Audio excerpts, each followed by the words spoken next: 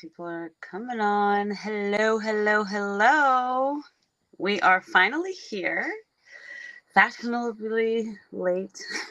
Sorry. Hey, it's just going to happen, so you got to deal with it. Thank you for joining our roundtable. This is our first roundtable. This is the Red Moon Lounge. So we're just hanging out. We have some beautiful sisters here that are going to share their experiences and what it's like, with the dark night of the soul, the awakening process on this journey. So we're just going to hang out for about an hour or so and share some insight with you guys. So the first person that we're going to introduce they're all very dear to me, but Spinja is very close. I love her so much. Um, but please introduce yourself and, let everybody know a little bit about what you want them to know, and from there we'll just continue on. Well, I'm really happy to be here, so thank you. I'm Stinja, and I am Don Rogers' other half. If you've run across some of his work, he's also known as DJ Pooh Bear. We live in Alberta, Canada, and I have a full-time job. I'm still struggling. I'm still in the matrix. So I go to work every day, but I love my job. I get paid to sew. That's the easiest way to say it. I've got some big plans. Don and I both. We're just waiting. We have our eyes on a farm in northern Alberta, and we plan on starting our own little farmstead and just kind of taking ourselves and further out of the matrix, but still being of service to people that are still in it. And the plan, we're going to document it. We're going to share our experiences with people, and in hopes to it'll inspire them to do their own, if they can. Yeah, that's Hey, wonderful. Well, I live off grid, so I definitely encourage it. My Thank you, Spinja. My other beautiful sister, Angel Lori, say hello, introduce yourself. Hi. Thank you for having me here in your Red Moon Lounge. I'm Angel Lori, and Angel Lori 555 on YouTube. And I'm just an ordinary, average, everyday person who's had an extraordinary life thus far.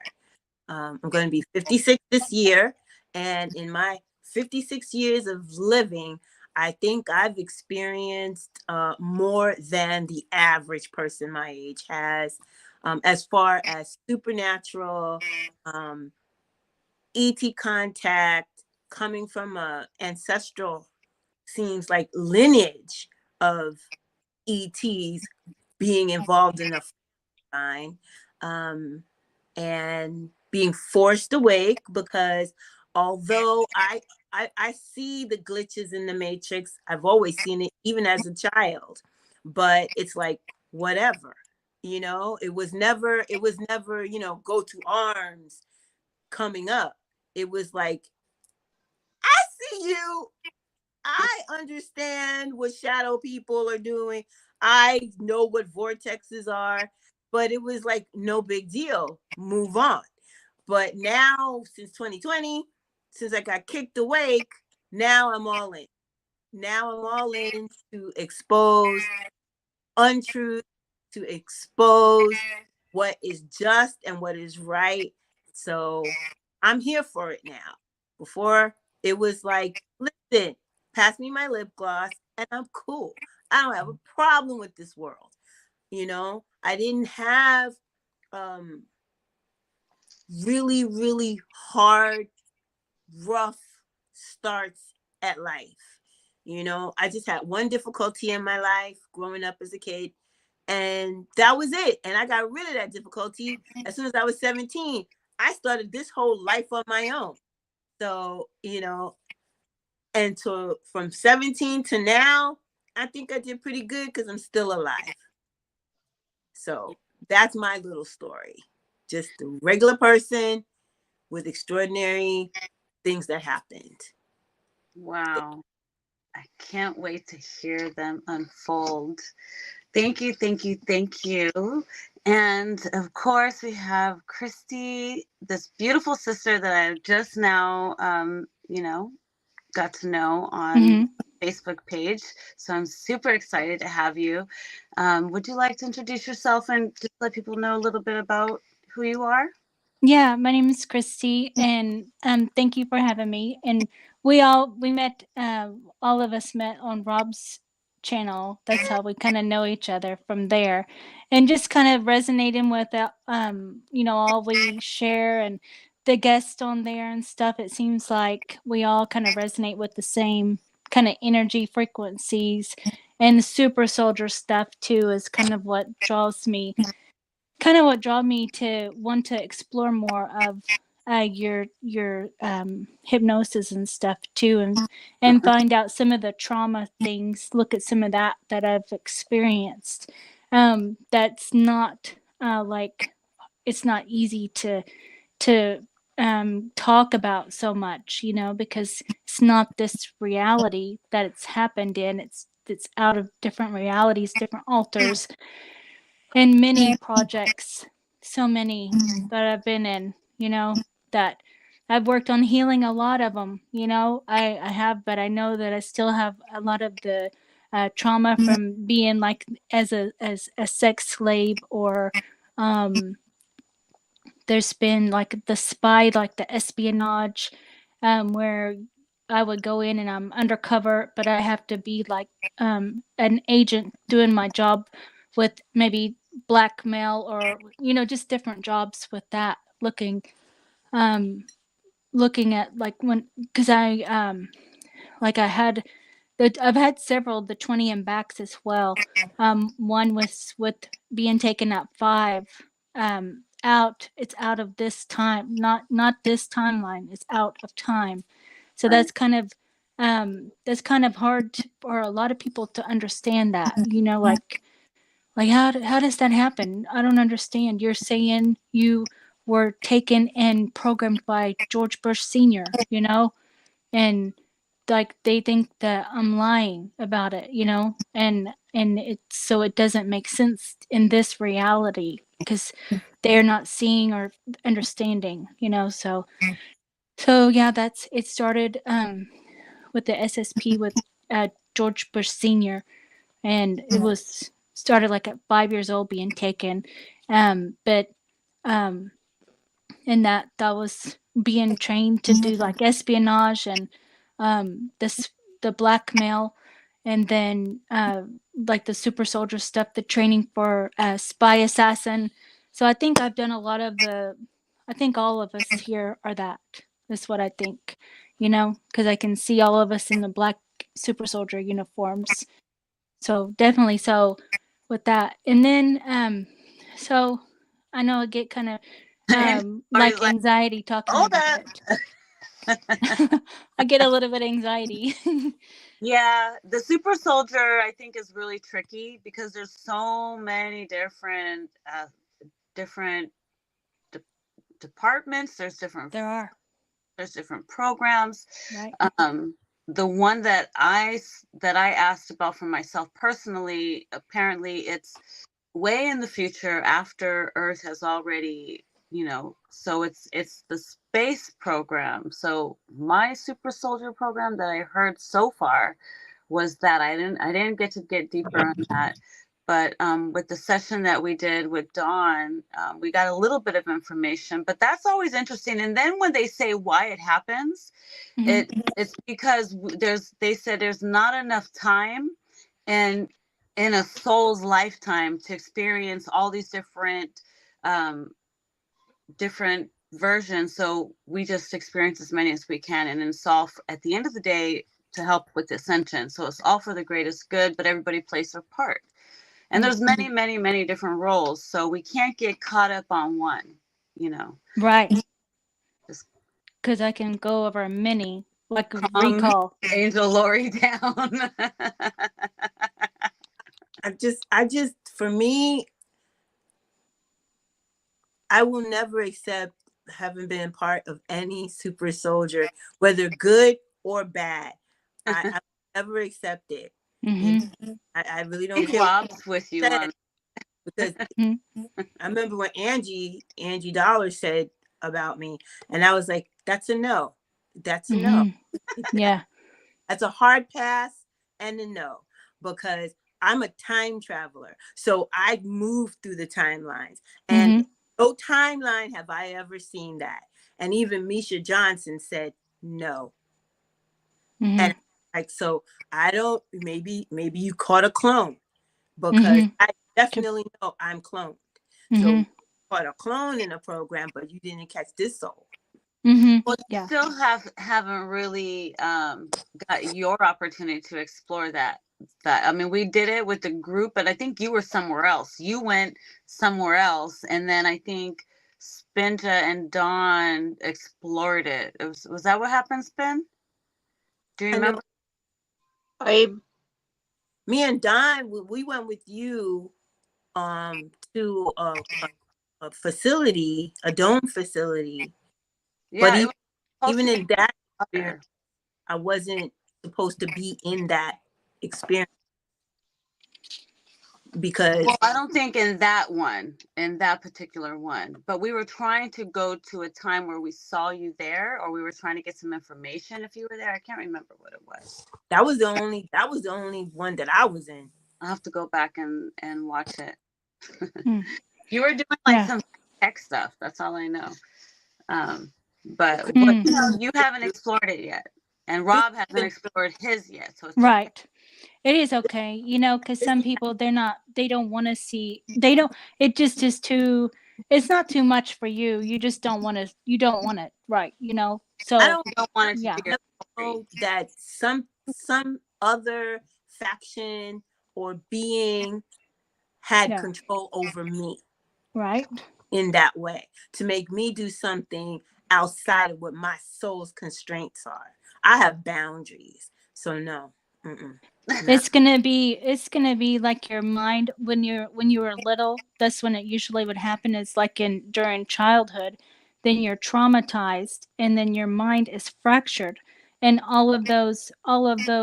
Then your mind is open, and then your mind would be programmed. I'm not saying you, a mind would is programmed each altar to do certain jobs, and then they do the job, they pull the altar forward and then send them to do their job and then put it back, so then they would have no recall of being gone as an assassin, a super soldier, spy, whatever it is that they're doing, then they would have no recall. And I think Oh yeah, Dawn just found out that that they got that from the interdimensionals or the Mm-hmm. ET, especially when it comes to um, factions within, like, the military, that Mm-hmm. they learned those techniques to make you be able to do something and then wipe you. Because I know I'm wiped. That I know I get wiped. Mm-hmm. But it's benevolent and malevolent, both sides. So right. both sides wipe. So as far as I'm concerned, I trust really no sides, because if you wipe me and they wipe me, what's the differentiation here? How do I know where I stand? Because not only do you take information from me, instead of, if you're benevolent, give me the information, let me Right. know, let me retain it. But Right. everybody takes, and then you're just left in who you are Yeah. to deal with that. Oh yeah.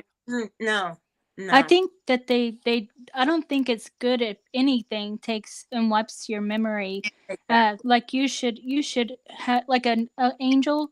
If they came to visit, then you would remember. You remember an angel visiting and what they say. They don't wipe your mind. So anything that wipes your mind, I don't think that that's a good thing. It's not positive.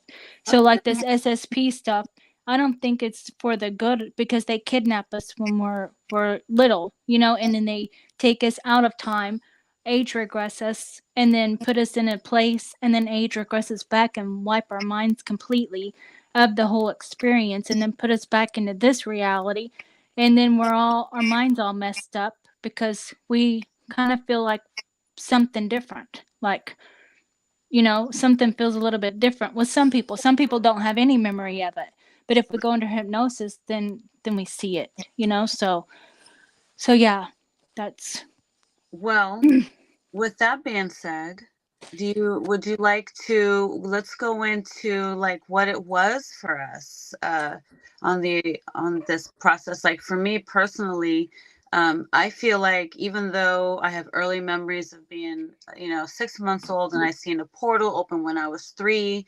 and I had near-death experiences from 11 to 15 where I got taken, by the Syrians, my first abduction. I still didn't have, it wasn't until like the next stage of awakening, even though I was like trying to figure things out and I was still like questioning everything, about church and my beliefs. I was still questioning everything, but it wasn't until 2000, I would say 2000. Well, it's between go back further, 2007 or 2004, and I had a prophetic dream, and from that dream I decided to let my let it go and let my control go and just throw it up. When I was Christian, they used to say, just throw it up to God. Just let your God, let God handle your problems. So I would just throw my problems up to God and I wouldn't worry no more. And from that moment on, I never look back. And I pray before I do things. I always pray. I always get confirmation. If I don't feel it, I don't do it. I, pray for discernment. I fasted for 5 months. No, no fun of any kind at all. For 5 months, I was dry turkey, everything. And I prayed for heart discernment and I got it. And once I got it, it was like, whoa, it was intense. And I could talk. I used to be able to talk to somebody and tell if they're lying right away. But then I was always like, but they seem nice, but they seem like they're just a little mean, but that would always bite me in the butt. And it wasn't until I got heart discernment, whenever I felt that, I knew eventually they're going to turn around and bite you in the ass and you're going to find out. So if you feel it, you better just sense it and pick it up and figure out like what's, then you can decipher like where it comes from. And then I had like, I had like all kinds of different things. My psychic ability started popping up left and right. From that point, I heard voices in my ear, was Jesus. I found out later, just loss of time. Like you talk about nonstop visions, nonstop stuff. So mine kind of picked up after 2007. Was it 2004, and then kicked in again 2007. And then in 2012 was the final one. And somebody told me that, no, I had this dream and I woke up to the movie I Am Legend. And I was like, I know what I got to do. This is what I did. So I had prayed before I went to bed and asked God. I was like, how long do I have here? I was in Long Beach. I was on the beach. I was like, how long do I have here? And then I messed up and said, how long do I have here on Earth? So I kind of like, wasn't sure, wasn't clear with the question. And then I went to sleep and I had a dream that I was on the beach and I was with some friends. I couldn't see who they were. We were looking at the moon. All of a sudden, the moon moved. And I was like, did you guys see that? The moon just moved. It moved from here to there. And then I was watching it and it got orange and it got blood red and it fell out the sky into the water. And I was like, oh, shit, the moon just fell out the sky. And I had this panic attack, like the world is about to end. And then I woke up to the beginning of the movie, I Am Legend. And in the movie, the people lived in Vermont because it was the cold, the virus couldn't live. Well, my family, my kids live here in Vermont. So I was like, I'm packing my bags and I came to Vermont. So from that point on, it's just been like majorly upgrade. And it wasn't until I like to say 2020, the year of clear vision, or when Crotch 19 hit the scene.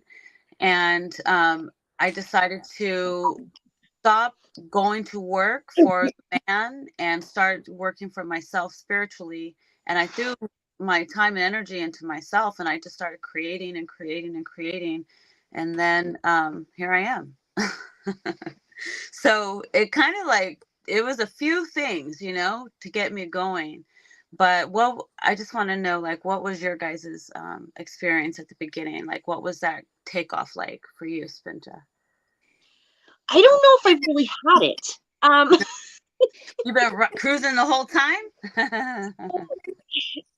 Like, and Dawn will back me up on this.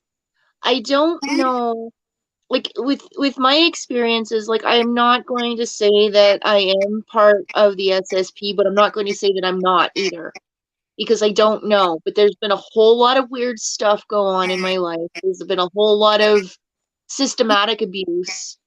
There was a lot of mental and emotional in my family, and then my partners. And so because of that, I don't know if I'm blocked, if there's a naivety put in there, there's some sort of programming where I can do stuff, but I don't know I'm doing it. I don't see what I'm doing it. I haven't quite figured out my power yet. So I know that I have gifts. I know that I'm psychic. I have it, and it happens from time to time. Like Dawn and I, like the telepathy between the two of us, like, is just getting redonkulous. Like our wordless conversations are just, and I notice it happens, you know, but I haven't been able to connect consistently. And so I'm still just figuring my stuff out. And even like connecting with my guides, I know they're there, but I haven't, like, I have a hard time connecting with them directly, but I probably am, and I don't know it. Like, that's the thing. Like, I had this tendency to do things, and I don't know it. I don't know my power, and I'm only really starting to see that. Well, you have some strong telepathy abilities as well. I mean, you and Dawn like share the same brain almost, We right? You can actually tell him how you played with his brain monkey. his What brain. have you heard that, Lori? Have you heard that yet? You got to hear this. Oh, that was fun. Okay, so Dawn has what we call a brain monkey. So, we ended up naming him when he was working at his last job. We called him Frank. And I guess it's more of like the mischievous side of him. I mean, it might be a shadow to like come to think of it, but you know, and Frank's always up to mischief, and you know, he's responsible for the mischievous thoughts and all that stuff. And so there was this one day that Frank was flinging poo at me. And I told Dawn, him and Frank ganged up on me. And so I told Dawn, knock it off, or I'm going to take Frank. I'm going to hijack him. And he's like, no, you're not. You can't do that. And I'm like, you just watch me. And I don't know how it ended up that him and I ended up like, and we were in our bathing suits, but we were in the bathtub together, and we were drawing on the walls. I think something about Simon from Saturday Night Live, like with these drawings on the bathroom wall. So yeah, I was telling Dawn about, like, I was describing about Frank and I drawing with like soap crayon, and he could actually see it, and he didn't, but he felt like I took control of Frank. He tried to pull Frank back and get him back on Team Dawn, but I had control of Frank. I don't know how, and it was the weirdest thing, but he will validate that. You gave him a bath, didn't you? I thought you were giving him a bath. And then I think there was something the other night that he was being cheeky, and I told him, Dawn, I said, you'd better behave, or Frank and I are going to go for another tour. That is too cute. So you hear things, you see things, and you and Dawn were in the car one time, and you guys accidentally remote viewed me when I was having a panic attack.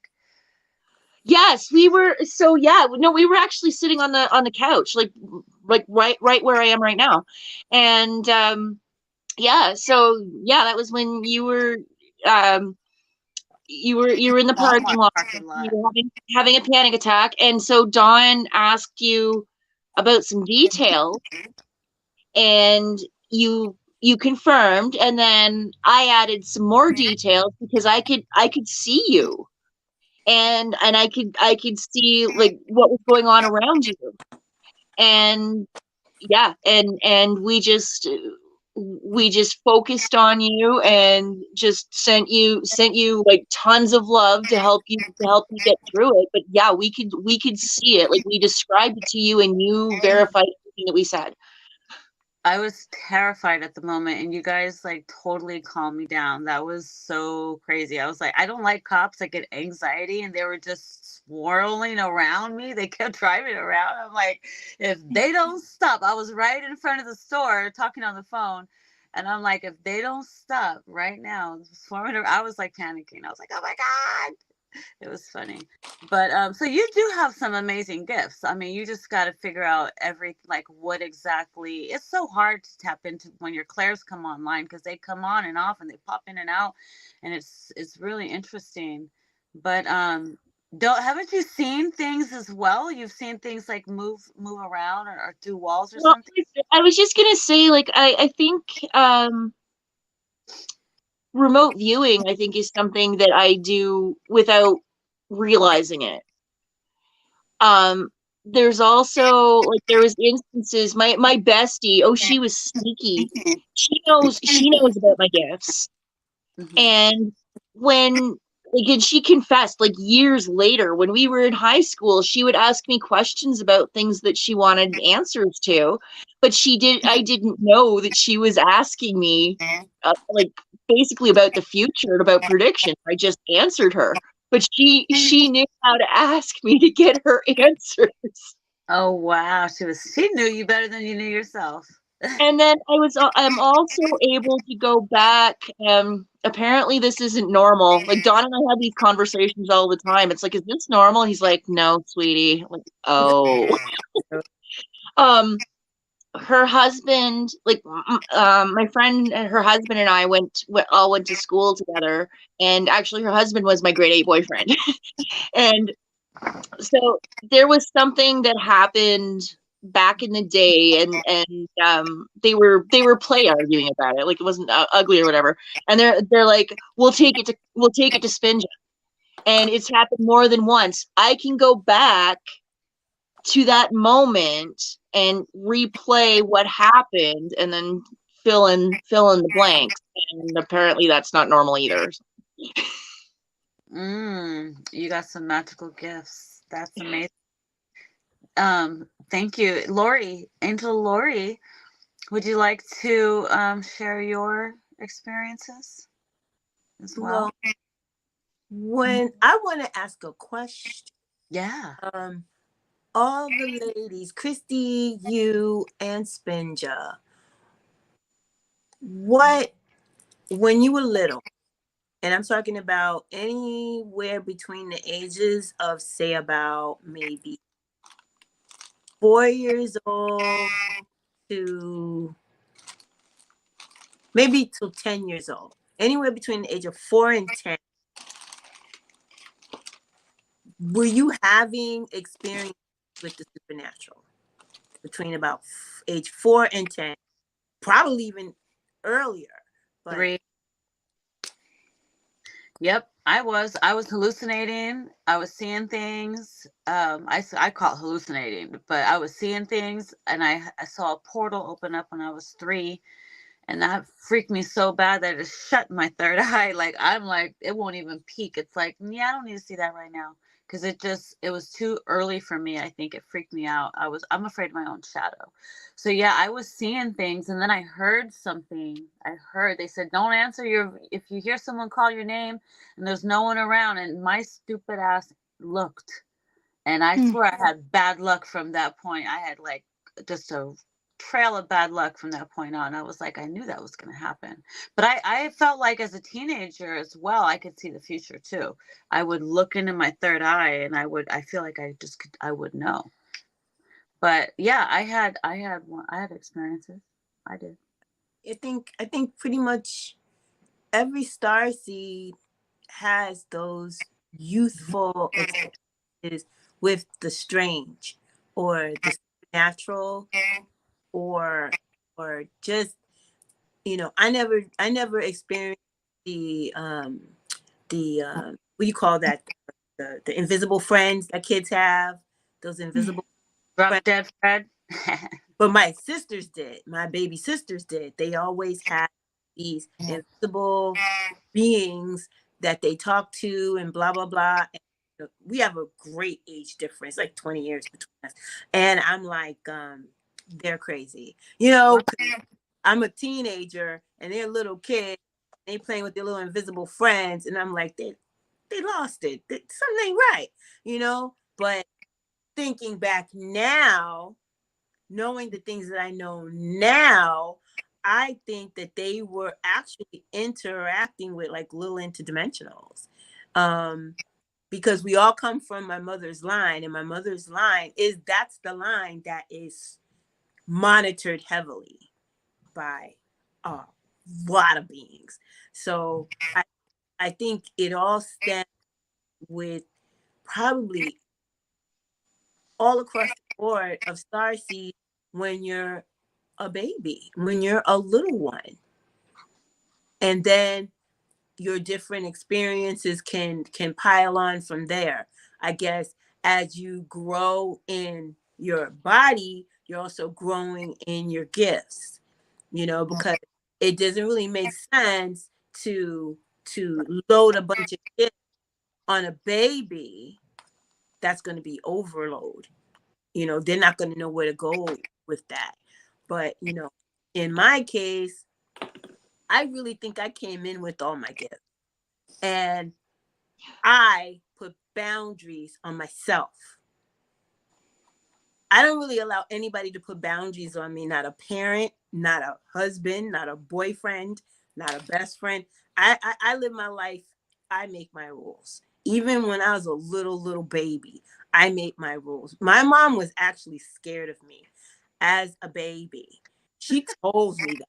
She was scared of me as a baby because when I was little, I talked in full sentences. I didn't do the baby talk. I didn't do the gaga goo goo. I did the mommy this, mommy that. And then she said, 6 months old, I ran across the floor. I was walking, I was running, I was sprinting. I wasn't crawling. She goes, I went from being in a bassinet to running across her floor. And she goes, I freaked her all the way out. I freaked her all the way out. And come to find out is because of our star heritage that I just took more on, and I wanted to go. I didn't want to wait. So basically, I've been an adult. I've been an adult since little. I've been an adult. And I would follow no one's rules. My mother and them, they would lay down rules. I was like, F your rules. I don't listen to your rules. I go to school. I was always one of those students that got the A's, because it was easy. Once I saw how humanity operates, it was easy to mimic, because it's like in school, the program is copy, paste, repeat. Copy, paste, repeat. You take this test, you learn this work, you write what you just read a week ago. You don't have to really be creative in your brain about it. Just copy, paste, repeat. And that's what I did. And that's how you get the A's. That's how you get into the excelling classes in school. And the schools are proud of you because you're this brain trust. But it's not even being a brain trust. It's learning how to manipulate the program. And that's basically what I did in school. I manipulated the program to my benefit as far as education goes. But, as far as, people saying that, your parents chose this, you chose this You know, maybe there was in the spirit realm an outline. Maybe you created an outline instead of all of these like specific details. Maybe you like, yeah, I'll come into this bloodline. Whoever's in that bloodline, just throw me in that bloodline. You know, for me, honestly, I really, really, really can't see me picking the family that I did. I, I really can't see me cognitively in the spirit realm picking the family that I did, even though I did it. I did it. I had no connection with anybody in my family. No connection. No connection with my mother. No connection with my father, stepfather, baby sisters. I looked at them all like they were strangers. And I can't tell you how many times I told my family when I was growing up, did you guys kidnap me? Did you kidnap me? Because I'm not nothing like none of you. You know? Mm-hmm. You know So, what I was seeing for you is that, like, with your family line, like you are like older than all of your whole entire family. Like, here's your family here, and then you're from way back in, like, way back in, so far back. And so you came in to help them.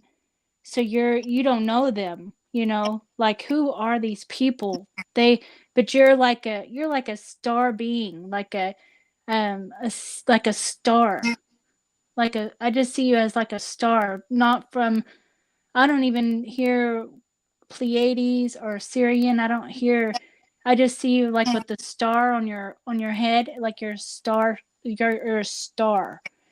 And so, like, I think that your family, like, called you to come and help them, like, help the team now that's in, like, you were called to come and assist or to bring your energy, and you're like, like, I really don't, why do I have to do that, and but I think from the star being, though, like, I can see you and Thor. I see Thor with you too, as this, oh, like that. So, and there's the dragon too with you, like a dragon. It's like a pinkish iridescent looking color, like that. And so, yeah, like, y'all are way up here, and it's like you slid down the family line way from, like, far. So that's what I'm seeing. That's why it's so, like, no, like, you're you said your mom was scared of you, but it's just because of your inner power knowing, it's like she could feel your strength isn't like a normal kid or herself or anyone she's ever known. Yeah. wow. I Look what I I was writing when you're talking too. I Nice. put witch too because I could see the witch, like, we all had witch experiences too, where like families, mothers and grandmothers of witches and stuff in New Orleans, and I love that energy as well, the connectedness of the mothers and grandmothers, because it goes, like, it spirals up into the sky too, as we're doing, like, the ritual thing, like going up into the sky. So yeah. That's funny because I thank you for that, Chrissy. I told my guides, I told my guys the other day, I was like, am I here to heal the ancestral line? Because if I'm here to heal the ancestral line, you people got problems. I said, you people Yeah. got problems. If y'all are counting on me to do all the work to heal this line, I said, I'm gonna do my best, but there's a lot of stuff. Yeah, I think just your being, that's all that is needed. You Well, don't really have to do anything, no, because it's a lot. Yeah, all you have to do is just be you, and that's it. And then that's what is needed. I hate to say this, but ask yourself, are you the black sheep in your family? If you're the black sheep in your family, then Mhm. yes, you are here to heal the ancestral line. Yeah, I'm just the by black you being. But I make myself the black sheep because I don't want to be like anybody else on this. But that's what Archangel Michael does. He is the rebellious one. He is the one, the first one to be like, I ain't doing this. I don't care what the program is. I don't care what the rules are. I make my own rules. That's his energy. That's his. That's his. I'm like that too. I'm like, I don't want to be Catholic. I want to be Christian. And then my whole family switched to Christian. And I'm like, I don't want to be Christian. I want to be Buddhist. Then I'm like, I don't want to be Buddhist. I want to be Hindu. I don't want to be Hindu. I don't want to be anything. You know, like, I don't care. I just kept like and I would tell my family as I would go, and I didn't care. I would let them know every time something new popped up. Hey, look what happened to me. They would look at me like I'm crazy. But now they can understand where that led me as they see me now. They're like, oh, she's out there. Yeah. Don't act like you didn't know. Exactly. We're all different. We're all like thought of as a little bit odd or strange, like in what we talk about, or things like my drawings and stuff. And because I remember at first when I was drawing alien stuff, then my mom, she asked me, "Are you a Martian?"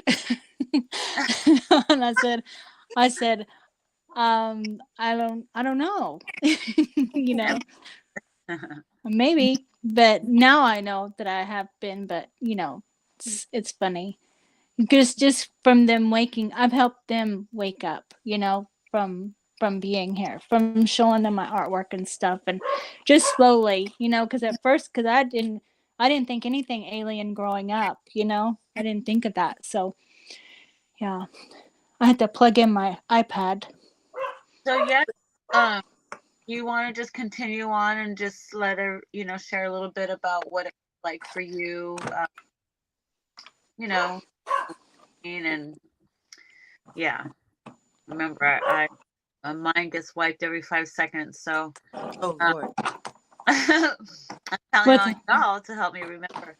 But yeah, With me or Lori? Lori? Lori, are you done? Yeah, Lori. Are you? Yeah. Let me plug in my iPad. But Christy, it's a blessing to still have your parents with you and to be able to enlighten them. Yes. I don't have that opportunity. My parents are super. My mom is passed, but my stepdad and dad, they're super Christians, so they will never listen to me when I try to give them, some pearls of wisdom. It's just like, oh yeah, we know you're saved, but you're out there, Yeah. So yeah, I wish I had a parent that I could talk about these things with, or or at least just express it. Yeah. Does anybody here have parents like that? I can tell my mom, she humors me and she listens. Sometimes she might, pitch in, but I've been working on her and praying ever since I changed my perception of her. It's like something changed inside of her. And now she's right where I've been waiting for her to be. She's eating organic. She's, more awake and more aware. And I'm like, you're in your she's in her 70s. So it's taken a long time. That's beautiful. I don't know if the camera looks okay now because I had to plug in the battery. Oh, yeah. You look fine. Yes. So what did you want me to I need a direction because I was kind of thrown off with that. Your personal experiences, your, awakening and the different things that you experience through the process. Like, we all have our different stories. Lori, did you give yours on that too? I don't remember if she talked about what. I think yeah. Use the experiences of when you're young and everything. The only thing with me is, it's too much supernatural stuff in my growing up. But just 2020 is when I was forced to wake. I didn't want to wake up. Right. I didn't want to wake up. I'm going to be 56, 2020, which was only 4 years ago. I was still happy in this existence, but my guides decided, listen, I guess we can't deal with this chick anymore. She's not going to wake up on her own. We're gonna wake up. And that's what they gave me incredible pain. Because for whatever reason that I'm here, I don't fall sway to human illnesses. I don't get sick. I don't catch colds. I don't get flu. I don't get anything. Mhm. I live, and I get aches and pains like regular people. I will get an ache and pain. But as far as like having to be hospitalized and all that, no. But in 2020, they gave me severe back pain and upper neck pain from the neck to the top of my shoulder blades. Pain like I've never felt in my life. And I was like, what the hell is happening to me? What the hell is happening? You know, I don't have to see doctors. I never have to see doctors. I'm never sick. And I was like, what the hell? Come to find out, it was a spiritual pain manifesting in my physical flesh. It was my seraphim wings coming in. My etheric wings were coming in spiritually. All it is was coming in. And when it got down to it, that's when it clicked on for me. I was like, what? And then all of a sudden, all this information started appearing towards me. Shows to watch, people talking about this, etheric wings, this, that, and the other. And I was like, you mother. I was like, you couldn't just say, Lori, time to wake up now, sweetie. We love you. No, it had to be pain, like pain. I had to go out and get a machine, one of those shiatsu machines, and sleep on it. Sleep on it all night. So I could go to work in the morning because it was a point I couldn't even turn my head. So that's what they did to me. They kicked my behind. They woke me up in 2020 just in time for the stuff that was hitting the world. Just before that crap hit society, they made me wake up. And then the whole marks on my body started. When that stuff started, I got a shot. Somebody gave me a shot in my arm. And I was, wait a minute. Okay, I could deal with some etheric things, but what the crap is that? Then I started seeing the shots, bruises, stuff like that is happening to me. Totally out of my wheelbarrow. Not a part of my babyhood experiences or anything. So that part of the awakening process, and then now knowing, okay, I'm being taken out of my timeline. I'm being taken out of my reality. Mm-hmm.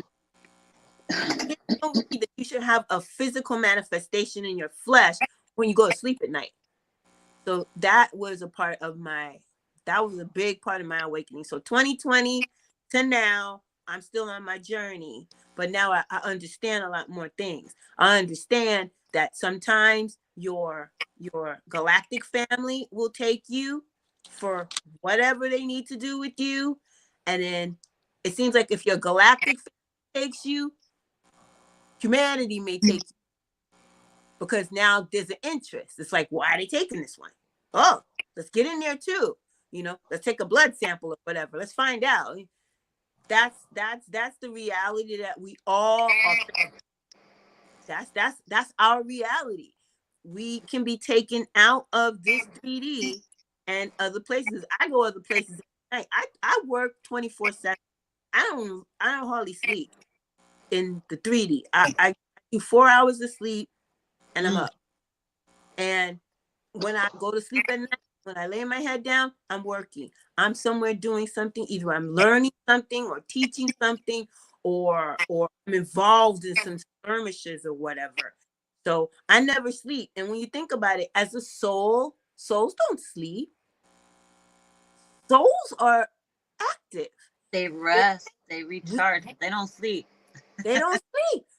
So basically, they got, as far as I'm concerned, the game plan here in the physical flesh, everybody is getting their way with us.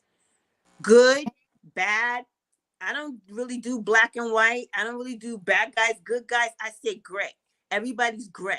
That's how I see things. Everybody's great. You're as long as you treat people well and you got a good heart, you're a good gray. But if you want to do evil and you just want to take care of yourself and walk over somebody else, then you're a bad gray. But everybody's gray. There's no 50 shades of gray. Exactly. There's no shiny, because when you're shiny, those are the people that fall the hardest. Mm. Yeah. You know, they fall the hardest. You got to just understand that everybody's got the good wolf and the bad wolf. Everybody's got it. It's like they say, whichever one you're gonna feed, that's the floor you're gonna go.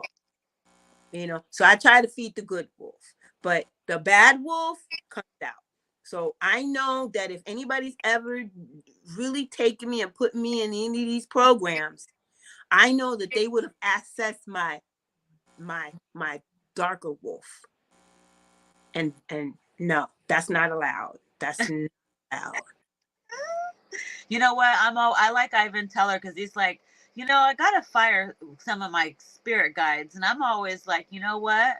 I talk to my spirit guides because somebody done messed up the program here. Somebody, I don't know what they were thinking up there, but I'm gonna have to fire somebody. I'm always joking around like, first of all, I was trying to exit when I was 15. I didn't give them permission to put me back here. I was trying to get the hell out of here. Why are you forcing me to be here? So you're gonna force me to be here for the greater good. Okay. Yes. The answer is yes. Yes. You get forced to be here. Even if you're gonna exit by accident, they will step in to this reality and fix it. They will fix it. They have fixed it for me. Extraordinary circumstances fixed it. And when you think about it now that you know more, it's like, wait a minute. Were you fixing it for me or were you fixing it for yourself? Is something that you need me here to do that you wouldn't let me go even by accident? Yeah. Then the bad wolf in me is like, oh, we could use this to our advantage because you need me more than I need you. You know, that's the bad wolf. Yeah. And then the good wolf is, well, it's got to be a higher purpose. Got to be a higher purpose for the greatest good for everybody. And then the bad wolf is like, but can I make these people my bitches? You know, that's they're like, yeah, well, the female wolf. You know, that's how my brain works. So I do a lot of work to keep my brain in the gray. Stay in the only thing that really gets me into the darker side of me is driving around here in this city. Driving around with these crazy people, that's the only thing that makes me go. And then I have to be careful because I'm a powerful manifester. And sometimes when it comes out of my mouth and hits the air, it will happen. Okay. I will hurt someone, and I don't ever want to do that again. It can happen. So I that's why when I get angry at people, I immediately try to just clear my brain, clear my mind. Because if my mind goes, oh, I'm gonna destroy you. Yeah. No. Because I've been warned by my guys, don't do that. They was like, bless, don't curse. Bless, don't curse. Don't do it. Harm none. Yes. Harm none. Trust me, I'm like, ooh, if they only seen the thoughts that are going through my mind right now. But luckily, I am not going to sit. I have to ground myself. But when you I think that it comes from your solar plexus, all your power, you know, that psionic power that you have, and then it just comes out, like shoots out of your whole solar plexus like that. Can you hear me okay? Yeah. Like also, Chrissy, do you want to go into sharing some of your not like none of the stuff that's like, like triggering or anything. We're going to keep it light, but like just whatever you feel comfortable. Like what, did you have psychic abilities when you were young or anything like that? Like what was your process like for you, your experiences? Growing up, I was really like an introverted child, you know, like I'm a Cancer sun, moon, and Venus. So I'm like really introverted. And as a child, I just was really sensitive to everything. So I really just like to stay in my room a lot, and I'd play Barbies and Legos, and just kind of, I like to be home, you know, and be by myself and go out and ride my bicycle. And um, I don't know, I just didn't, I was in my mind a lot, you know, my imagination a lot. So I don't know if I didn't, I don't think I seen things, but I felt it all more than anything, you know? An empath. When Yeah. did you start seeing things? How old were you when that happened? Seeing things, I think it's after my Reiki class. That's when I could see more of the energy, because I can I see the images through doing the Reiki scan, you know? So Uh-huh. so after that, after doing Reiki, that's when that activated. Oh, Yeah. yeah, you were looking inside your third eye, trying to see what you pick up, and you were starting to see faces, Um or what did you see? Like just energies, or I can see whatever's in the energy field that is wanting to be seen, you know? Like if I'm doing the Reiki scan, then I just allow their higher self to show me what it is that they're needing, you know, for healing at that time. You know, so if it's a carrot, or if it's some whatever it is, I just say it, you know, then that's what it means something to the person, maybe, you know. yeah, And that's how I just learned to trust my intuition, is just by saying what I see. And then they confirm, oh, like, how did you know that? Did you tell her, you know? And no, I didn't tell her. So that helps me keep going. You know what I mean? That's good to hear confirmation. So yeah. Wow. So, was that in 2012? yeah, the my Reiki class was December 2011, and then so then after that it started opening up more. Yeah. Oh, wow. Hmm. Interesting. That's interesting how everybody's coming online like that. So would you all identify with being one of the three waves of volunteers that Dolores Cannon talks about? Yeah, Yeah. definitely. Like the second wave, don't you think so? Or like the second wave? I think Yeah. I'd be first wave, right?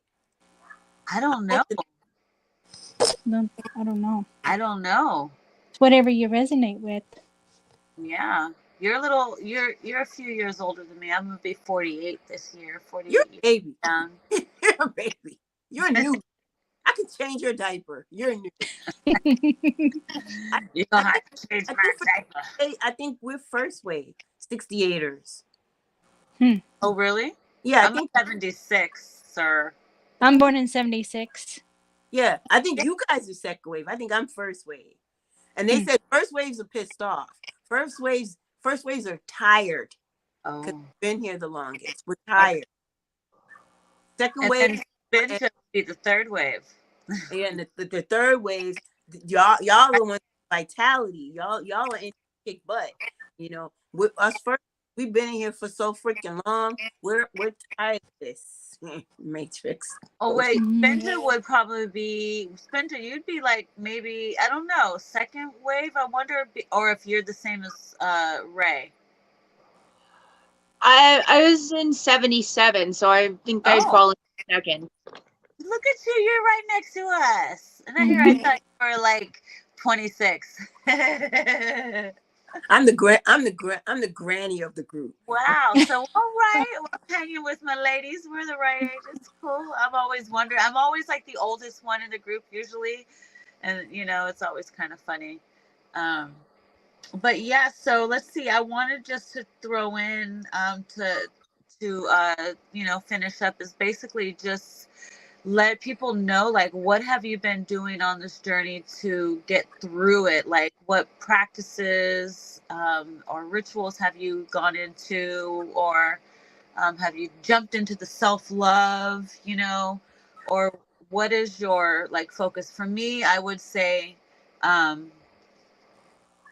right now at this time, it's the service to truth. I really want to hold space for people and, you know, let people feel comfortable sharing their stories, where at first I started off with service to myself, and I think that was like my years up until like my first divorce, my first husband. It was all about healing myself, finding out who I was. And then I went from that stage um, to service to others, which I started doing pretty early on. Like, I'm a big giver, and if I could help people any kind of way, I am so happy to help people. You know, when I've done my sessions, I tell my people, if you got to call me at midnight and you need someone to talk to, you can call me. And you know, I'm always there. You know, I've always wanted to be that kind of person, because I've always wanted somebody like that for me, you know, like, can I call you at midnight if I'm having troubles? But I don't have that problem. But so yeah, that was my spiel. Spinta, what about you? Um, it started. I think I started out like you with service to self, with the healing. It was service to self, but it was also like you know the part like where you go on a plane and they tell you to put the oxygen mask on yourself first. That's what I did, because it was and it was very important, because at that point I was a single mom and I had Ray, and I didn't want him to go through the hell that I went through. So I made it a mission. Like, I needed to heal myself to find the stuff that, you know, I would inadvertently pass on to hurt him. And, you know, and that's also like, that's where I got introduced. Like, I started doing things for myself. And so that's where I took the fiber arts course, where I got introduced to spinning. And spinning in itself,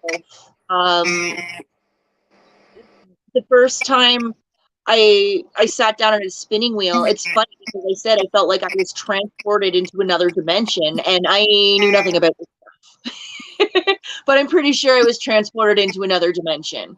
I really, you know, I feel that the spinning wheel like opens up portals, and it's just like it's a whole other world. So with that, my intention is I'm going to be sharing that. I want to teach people to spin so they can have the same experience. And like the next phase of my life is going to be service to others, because yes, we want to get that far. We want that far so bad we can taste it. And yes, it's to be self-sufficient, but at the same time, we're going to have too much. And so that's going to put us in a position where we can give to others or sell or whatever. But it's going to, so you know, like, we're going to have food, and then we're teaching skills as well, and I'm really excited about the next phase. Yeah, me too. I feel like you're already starting your service to others, you know, you guys are helping me, and then doing See, for okay, this fun. is what I'm talking about with doing stuff without realizing it. Yeah, totally. You guys are a blessing to me. I wouldn't have gotten off my butt if I didn't meet you and Dawn. You know, you guys really, and then Angel Lori is such a like, she's such a cheerleader. I'm like, okay, okay, she's into this.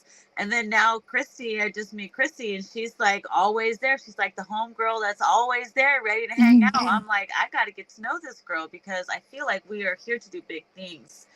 I can feel it, because I get emotional when I resonate with certain things. I'm like, the tears start coming. I'm like, oh, there we go, there it is. Um, but yeah, I feel like, you know, it's important for us to come together and share our stories and let other people know, like, it's okay that you can talk about this stuff. I know you can't talk about it with your family at Thanksgiving dinner, but you know, sometimes you got to look outside the box for your family. For me, my friends are my family, you know. Um, so, yeah.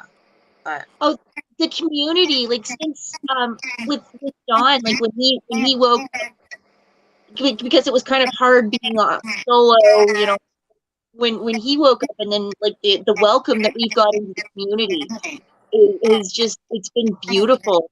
And yeah, I might put a little plug in for Rob here, Typical Skeptic podcast, because really, when it gets down to it, if it wasn't for him, we wouldn't be having this conversation right now.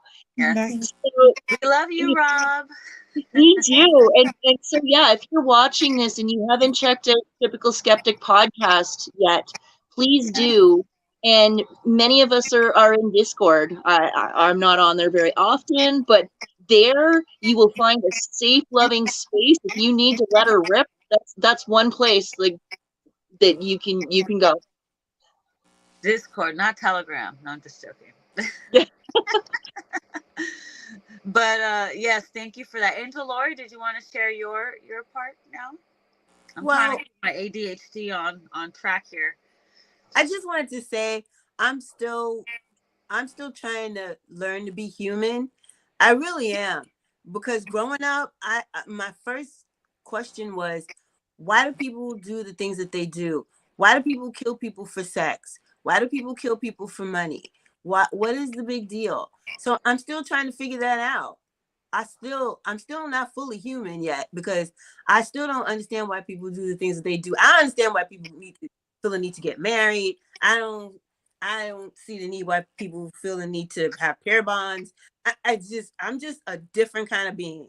I'm a different kind of being. Like, I'm in love with someone, and this someone wants to get married, and I'm like, what's the point? Why would you want to do that? You know, it's like, it's just a piece of paper. Calm yourself down. But you know, and then why do people need this love? Why do they need this love? Because this love here is not the same love.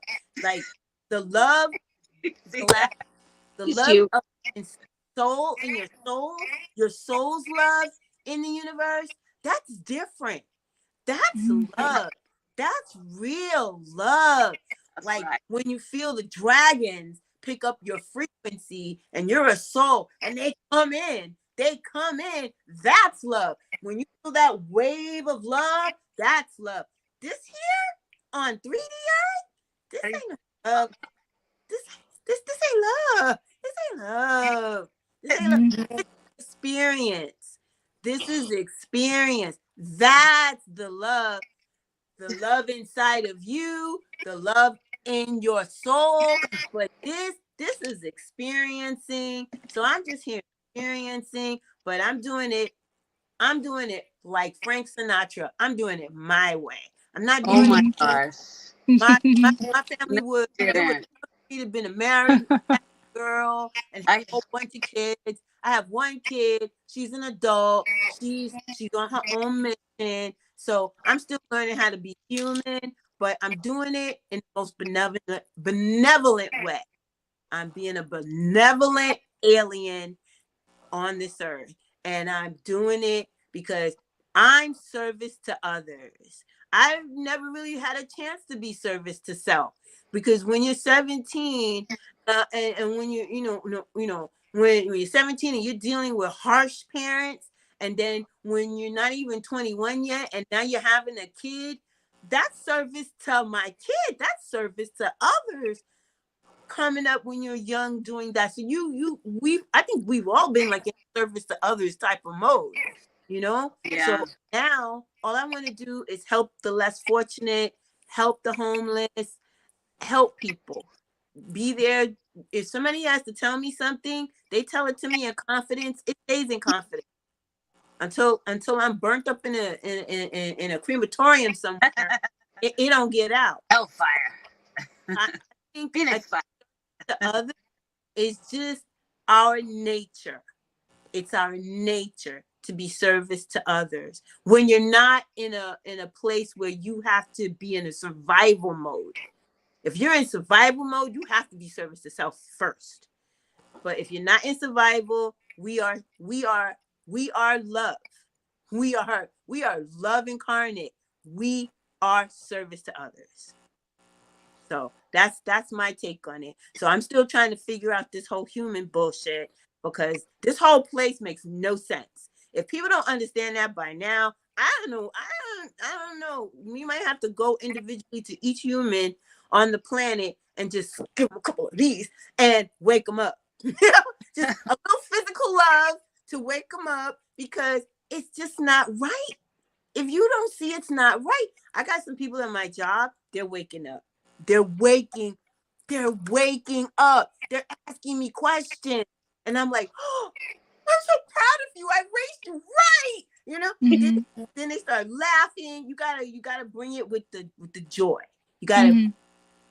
But yeah, people are starting to wake up. Even hardcore Christians,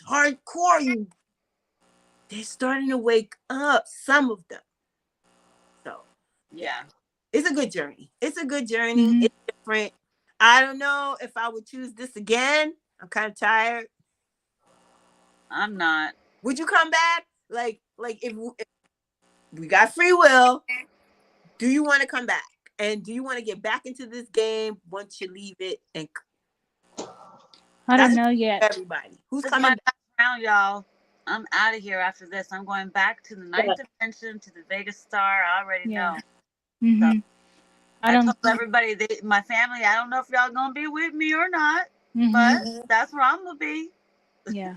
So You you come better back. make life memorable. I'm not coming back, and I would like to, like, the next step. I still want the farm. I still want to do that, and I would love to be able to duck back here, like have my farm on some other dimension or some other planet or whatever, but take the bounty and duck back here to the 3D to help, to give it to the people that need it. I want to do. Don't be surprised if that ain't happening now that you said it. Mm-hmm. Like, oh yeah, by the way. Are you coming back, Christy? I think I just want to float in space. That's what I feel like doing Just for want to a be while. a star. Yeah, something. I know that I have. I just need a lot of healing first before I decide. You know. Yeah, for sure. Yeah. Do you want to you know, let everybody know, like, what was it like for you? Like everyone else just went. Tell your side. With what was that? What was the direction again? See, I knew you were gonna do that. Basically, Spinja, what was the question? Because Lori kind of answered for me too. You know, like that's kind of. She kind of said it all. It's basically like, what was it like for you? How did you handle it? What was that, Spin? Yeah, how did you cope? Like, what did you do? Like, any coping strategies, or like how did you get through healing ideas? Like, Yeah, what was it like for you? Are you still going through it? Yeah, like I do self Reiki a lot now. You know, like I just lay in bed and do self Reiki a lot, or you know, like doing the Reiki on my head a lot and in my heart. You know, so just self love is what I'm focusing on right now, because I've neglected myself for so long. Because I've put my son first, you know, so I've lived his life and my life, but I had to put my life in the back and live his through, you know, because he's incapacitated, you know, with as far as making decisions and doing things all on his own. I've had to do all of these things for him, you know. So I've had to learn how to be kind of autistic so that I can function on his understanding, you know. So yeah, it's a lot. It's a lot of mental work. I know that it's a big job that I took on to do this. You know, to Ivan said that I took on this job to heal the Zeta Grays because my son is like a Zeta Gray. You know, because he's severe autistic, and he's mostly nonverbal. You know, and acts out and stuff. So yeah, it's like I I could, if I was playing in a movie, I could play an autistic person very easily. You know, I would know, you would believe that I was autistic, you know, like I know how to do that. Yeah. So I don't know. Yeah, so I can relate to that, to the autistic kids, and you know, like that would be an easy job for me to work at, you know, Mm-hmm. because Oh, special I needs kids. yeah, special needs kids, Oh yeah. because I can sync with their mind, you know, like I know how to like go in and just like sync with their energy, and Wow. and I just am like, I don't know, I just kind of like become one with them. So then I could tell you kind of what their energy is like. Not what they're thinking, but what their energy is like, you know? And were you able to see that with your own son? Yeah, in some ways, and then some ways it's like he well, some things, not all things, because I'm just so close to him all the time that it's like I'm one with him, so it's nothing different, you know? Like Oh, that. So you like we're the same energy almost. So it's kind of difficult. I could explain things about him, you know what I mean? But yeah, if it's someone else's kid, then I can read their energy because it's a different energy, you know? right. Yeah. It's usually harder to read your own, they say, if you can.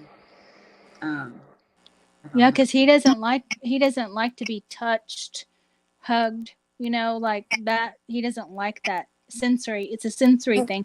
And you seen how I was walking on my tippy toes. That's a sensory thing for me as well too. So I have adapted some of, or you know, however, some of those traits, you know. Well, So it's funny because I walk on my tippy toes a lot too. oh, okay, it's a sensory thing Yeah, then. I don't like like unless I'm outside in the dirt, then I get all up in it. But if I'm in Right, my house, I do. I'm like tiptoeing around. I like people that heavy foot walk right. through the house. I'm like, dang, I know. Gatra. Right, exactly. Yeah. I know if it's carpeted, then it's different. But if it's like on wood floor, then I tend to walk, or any kind of hard floor, you know, then I walk on my tippy toes. But Yeah, my son always does. He is a toe walker. I mean, even outside, he's a toe walker. Yeah, yeah. that is It's a wild. it's a sensory thing, and they said, well, we can have surgery and we can cut his ankle, and you know, then he would. And I'm like, no, I don't think so. Yeah. That's terrible. Yeah. So they want to mess him up, you know? Yeah. But Maya, if you ever decide to follow intuition and actually create some type of um, meditative space, or I don't know, start a retreat thing, then Christy would be wonderful because she would be able to work with the children. Hmm. Children, if they had special needs, be able to, do the Reiki and teach them and mold them and show them that, they can operate in this 3D airway, and that, they have to understand and communicate with. I think that would be great. Yeah. Yeah, for sure. That would be And how they say, you know, just doing like the rocking and stuff. I don't know. That's just like their energy is so, like, they're like this. They're not like slow like this. Their energy is fast, you know? So you have to have, you have to elevate your, or, you know, like your frequency to really mesh with them, you know, to really see their energy, because they're high frequency. yeah. Right. Yes. Even like any special need, I think they come here to teach us, you know, to have patience and compassion, and understanding, and to slow down and be patient, you know, to I don't know. I think it's a lot of patience, really. You know, learning how to be more patient and to slow down. Yeah, for But sure. It is for sure. I think I've had sessions with people who have autistic kids, and they were the message that came back was like, there's nothing wrong with them. That they just they're in another dimension as well. They're yeah. higher evolved, and they're just, yeah, they're here to teach you like patience and all that calmness, because like if you get too crazy, they get crazy. I think like their energy gets, it's too much for them. Yeah, like my son, he a lot of times will be out of his body. You know, like you look at him and he's just zoned out. And so Ivan said most of the time he's out of his body. You know, he's not he's here, but he's not here. You know, Right. so he wanted to be here to experience this, but he can't fully function in this reality because it's too heavy for him. So he comes and goes, you know. Isn't that crazy? They say even though when you daydream, you're slipping in and out of dimensions too. So that's what he's doing. He's daydreaming, and he's like, "See ya." Yeah. But we all do that. Don't you do that Yeah. sometimes? Mm-hmm. Even Yep. when you're driving, Right. even when you're driving, you're not in that. You're in a different brainwave. Yeah. That's how come they can take us then, Mm-hmm. because you're in that right mindset. Data. That's why I always fall asleep when I'm driving, even if it's during the day, because the lines put me to sleep. Mm-hmm. I had 2 hours loss of time when I was driving. They take you when you're driving.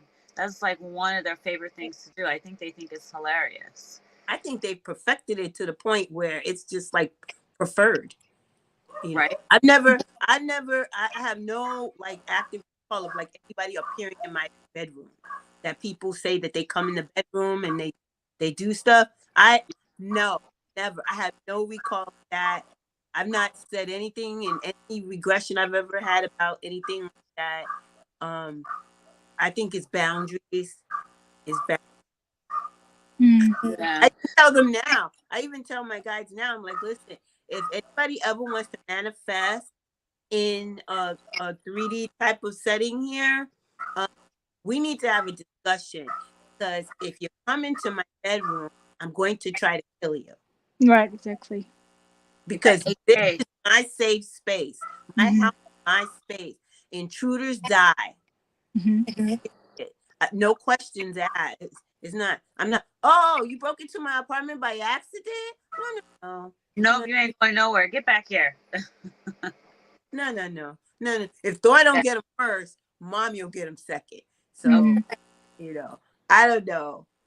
But yeah, it's just like so many tactics. I'm like, my brain goes to the tactics of what's going on here in this world. It's the tactics. It's the coming for the kids at a certain age, because their brain waves are at a certain open status where you can take them and you can manipulate them, you can break them down, you can make them do what you want, and then you can set them loose when you want to. I'm always cognizant of anybody trying to use particular words around me, because they have those go words. Those words can set you off, flip you. I'm always cognizant of how people speak and body language and what's going on. There's always a detective going on here.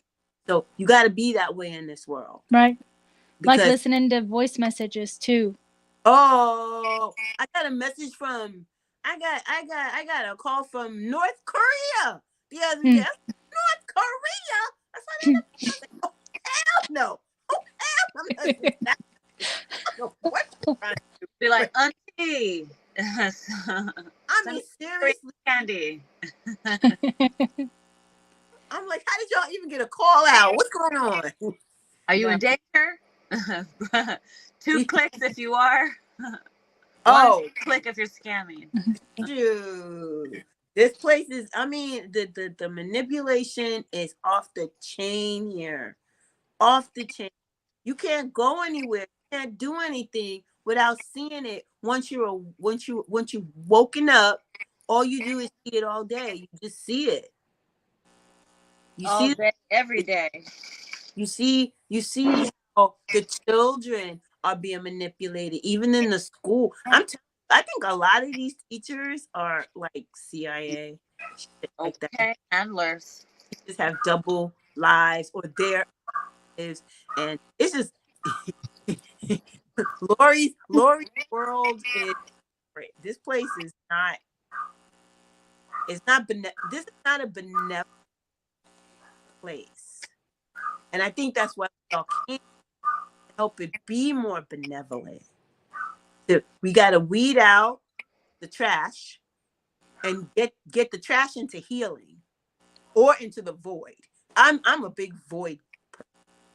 How many did they said something about there's a lot of fillers or NPC beings, like empty players, like the fillers, you know, background people or something. Do you run into them? Because I run into them every day. Yeah. All Because there's a lot. Yeah. I find a lot when I'm driving, and white vehicles. It just seems like white vehicles like seem to themselves, like they either cut you off or go really slow, like stop you from where you're going. And I don't know if other people are experiencing other colors, but for me, it's white. Oh, I gotta keep an I eye had a guy in a white truck yesterday, like tailgate me and then pass me and then flip me off. I'm like, what? Pretty aggressive, huh? Damn. It is. Exactly. White truck. Interesting. I'm gonna keep my eye open from that now, and we're gonna see.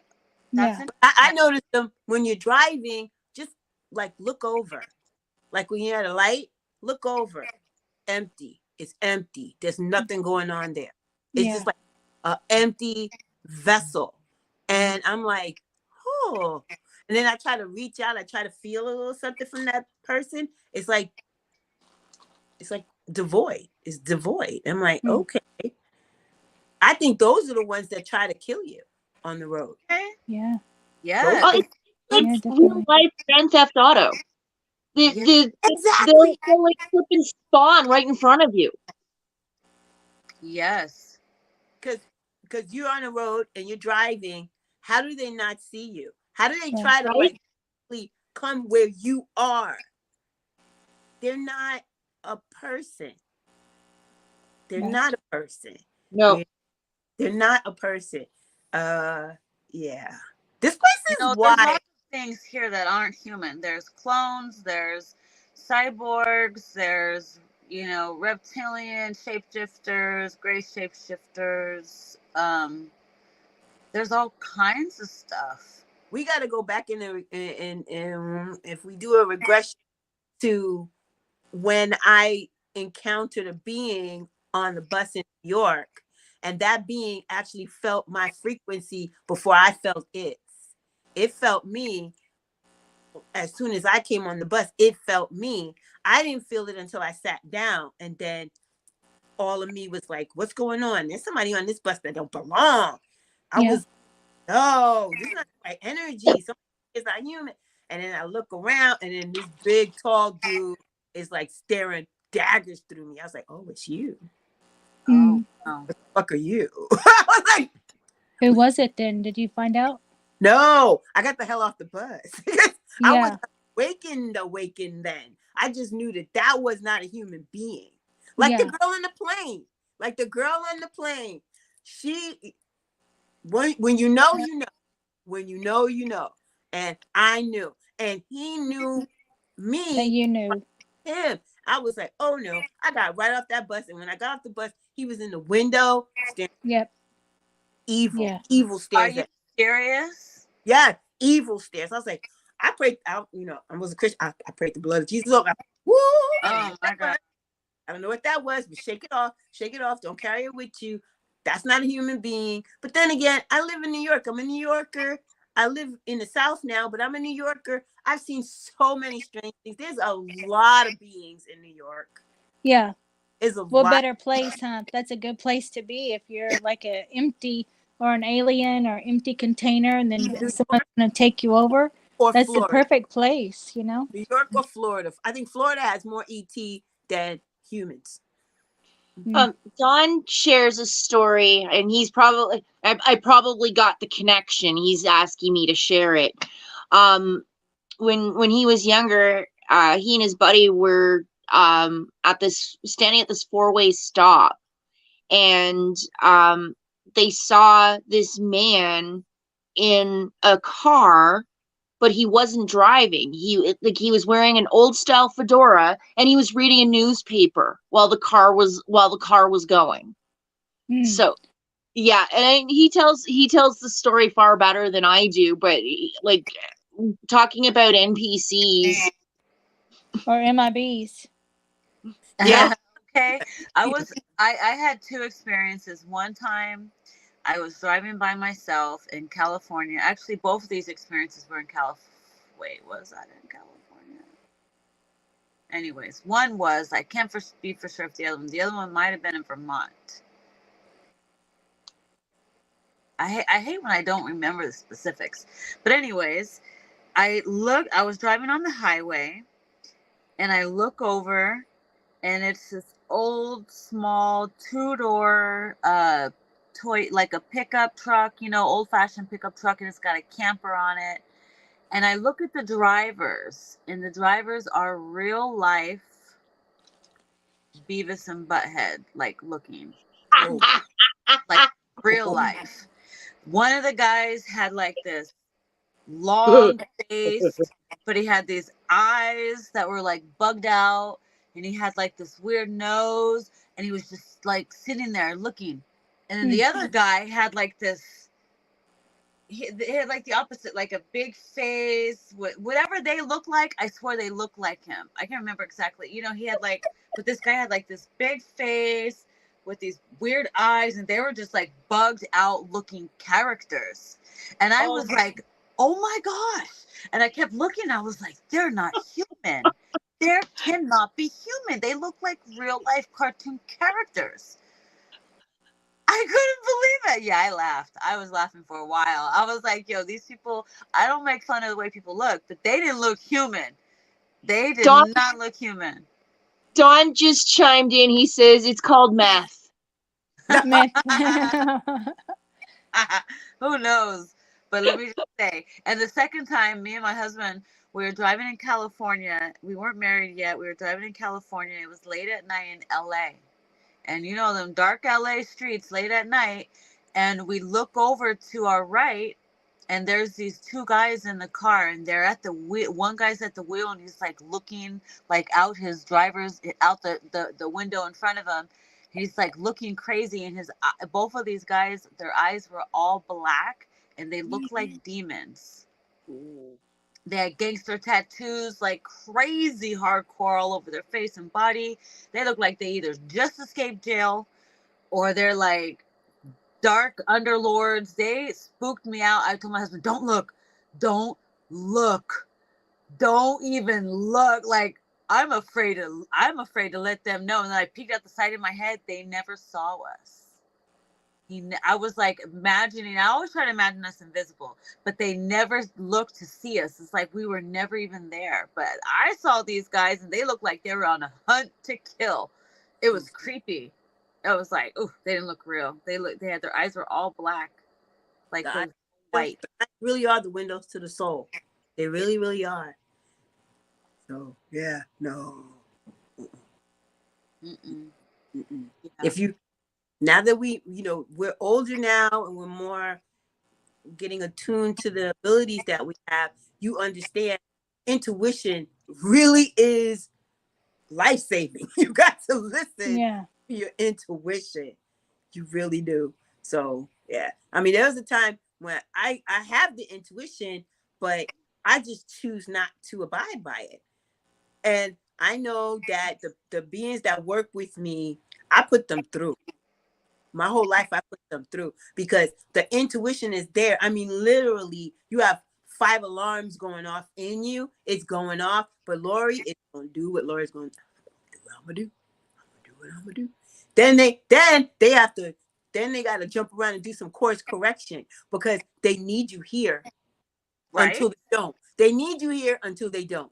Until they don't, but they need you here. So then they will make all kinds of course corrections. But I'm like, if you could do that course correction to keep me in this game, then you could course correct and I could be in a mansion. How about that? You know, Yeah. let's be in a mansion. Right. Because a star seed empowered is empowered for the collective, not just for yourself. I don't understand. Why can't they empower the star seeds to work the game better? You know, why do we got to Yeah. work the game from the floor up? From the Yeah. floor up. Yeah. But then the elites get to work it from the top, the tippy top, but we get to crawl on the floor. I say, let's rise up with these guides. Let's have a protest and let's let them know, listen, you guys have the ability to manipulate this reality, manipulate it in our favor. Okay, so that we can have our star seed retreats. We can help the masses more because you're empowering us instead of, you know, watching us crawl and beg Right. for crumbs. It makes no sense. If you're here for the good, for the greater good of all, then do that and express that. So lately I've been telling my guys, show and prove. You have to show and prove. You're supposed to test spirits. So I'm testing these spirits. I'm like, listen, you have to show me that you're worthy for me to be in this game. Because at this point, I'll go to my nebula. I just want to go to my nebula and chill and chill with my dragons and just chill and be done. You know, for me, That makes sense. Yeah, I like I that. don't want to come back. I don't want to come back because as far as I'm concerned, Yeshua didn't come back. He don't want to come back. Everybody's like, "Oh, Yeshua's coming back." Yeshua don't want to come back to this. That's why he left. That's why he left Holy Spirit. That's why he left his energies. We have the crystalline. That's why he don't really want to come back here. Who would? If you're good, if you come in with that goodness, they want to kill you. Or they want to kidnap you and manipulate you and make you their puppet. You know, this place is not safe for the good. It's not. You know how they do it now? Instead of like, you know, back in the day, how they burn the witches, now they just throw gasoline on you and gaslight you. Yes. Yes.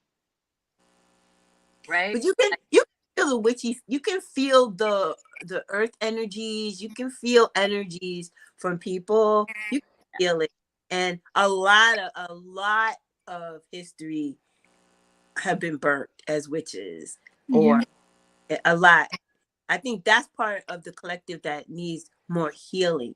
Yeah. Because, well, sadly, a lot of it was done by our husbands and by our sons turned us in, and our husbands turned us in and had us burned. Well, I asked Ivan too because I feel strongly connected to New Orleans, you know, and I feel like there's the Ivan said that I have a crone aspect there as a ghost still because she doesn't want to leave, you know, so she's in New Orleans. Yeah, so I would guess you ever visit New Orleans? I would love to. Yeah, If I you love go, that I'll whole go. vibe. If you go, I'll go. It'll be a Okay. girls trip. I'll go. Yeah, that would be fun. I have been to every state but Louisiana. I've always wanted to go, but I wasn't going to go until Louisiana started getting some healing. And in one of my sessions, we did some healing for Mother Gaia. We had some souls leave. There were some souls that were ready to leave, and so I was like, "All right, is it safe for me to go?" we could go there with our protection and with our protectors, and we could go. We can give a big old healing. We can give a big old healing to New Orleans because it needs it. Yeah, it really does need. with like respect and permission, you know, to the spirits that are there. Because it's so strong, the connection, the energies and the spirits and the earth, and it's on a lot of the Indian land too, you know. Yep. So it's so strong of a I had them pull. place an army of angels around to level the energy gain game field because it was too low density. So a lot of spirits weren't ready to leave. So I just brought in angels, and we placed them throughout Louisiana to help bring in the vibrations to hopefully. Yeah. Oh, I think I saw that one. Yeah, that one was fun. I was like, "What, Mother Gaia?" That was cool. Yeah, I think we all have a pull for to to work with the grids. I think we all do. I don't have any training. That's part of my. That's. I've been told that I have to get my training, so I have to do the. I have to do. I have to learn to hone the grid working stuff, and the healing. That's what I've been told. I got to learn to harness the healing. So Yes, I know that like with the Louisiana, when you're talking about that, then I thought about I have a werewolf aspect, that like, and I thought that they might live in like the bayou and the water there, you know, the swamp, like that. Like I can see that, like it's a dog man or werewolf or something aspect. I think probably. Yeah. yeah. I think Dawn saw, or Rob saw some cryptics in this, like the swampy waters in Massachusetts by the Bridgewater, like the waters. I think he saw something like that over there too. I think they like linger around those like swampy waters, like the skinwalkers and stuff like that. Mm-hmm. But Lori, what I was gonna say is, what were you saying, Lori? You were saying something about what were you saying? Refresh my memory really quick. I see a lot of stuff. Girl. About what though? The last thing she just said. Grid working? Yes. Yeah, grid So working. I took, thank you. I took Indigo Angel's grid work class. And Oh, you did? I did. So I'm a facilitator. I can train people to do this. And when in one of my hypnosis sessions, one of the girls from the class, I did a session with her, and we found out that Indigo Angel was part of our tribe, and we were grid workers, we were Stargate keepers, and that's why we're doing the work that we're doing. So when we go to these different places, when we do traveling and we go and we see things, we're bringing in energies.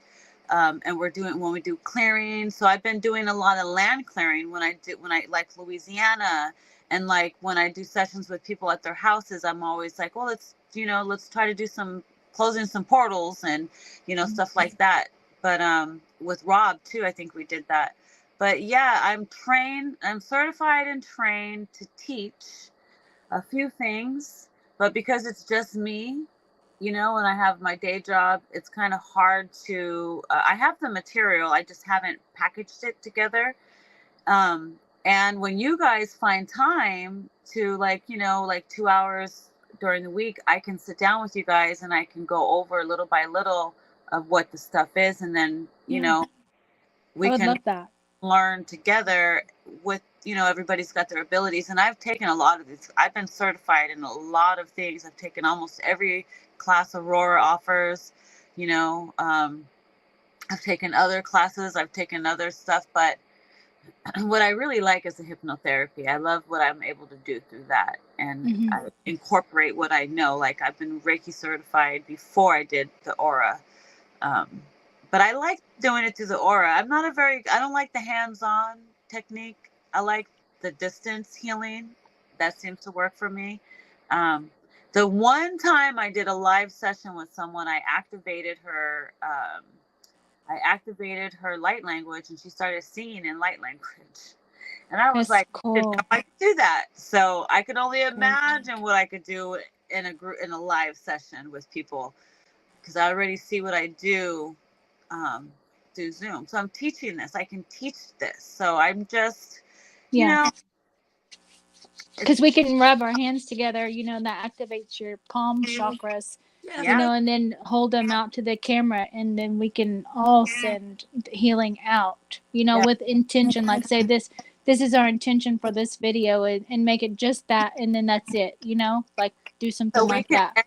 Doing that, we can end by doing that.